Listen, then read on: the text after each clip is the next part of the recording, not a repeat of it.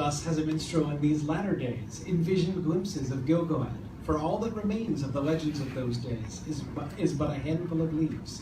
Of the last High King, little is told or remembered in surviving lore beyond his name and lineage.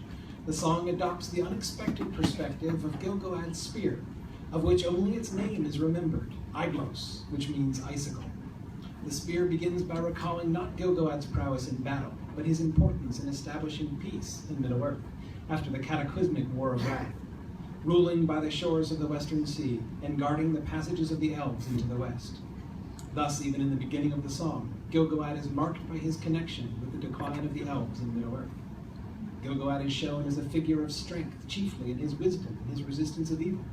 When Sauron cloaked himself in fair semblance and came among the elves, offering the secret knowledge that drew the learned and subtle Celebrimbor into disaster, Gilgalad refused him, and would not allow him in Lindon, as the spear proudly remembers. The spear's words grow more tender as events grow closer to the dreaded conclusion, urging Gilgalad to hold him tight and not let him fall. Through the siege of Mordor and the final battle the song brings us. In the traditional telling, the last conflict on the slopes of Mount Doom is alluded to as the moment in which Isildur took and claimed the ring from the overthrown Sauron.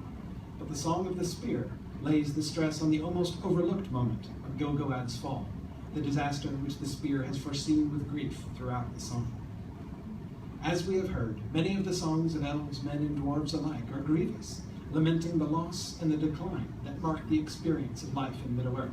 And yet, amidst the sorrow and the wearing of time, joy and contentment are still found and cherished. In the latter days of Middle-earth, a new race rose to an improbable prominence, a little people who were notable most for good cheer and for staunchness of spirit. Their songs were most occupied with food and drink and merriment, and their land was a haven of simplicity and harmony. For even in this Middle-earth, though joy be forever tempered with sorrow, yet it shall never fail to spring forth, though it be surrounded by darkness. And so it shall be, until the songs of both the Ainur and the children are mended, and the great themes are laid aright, when all shall know as they are known, and they shall sing and dance in the presence of Ilúvatar.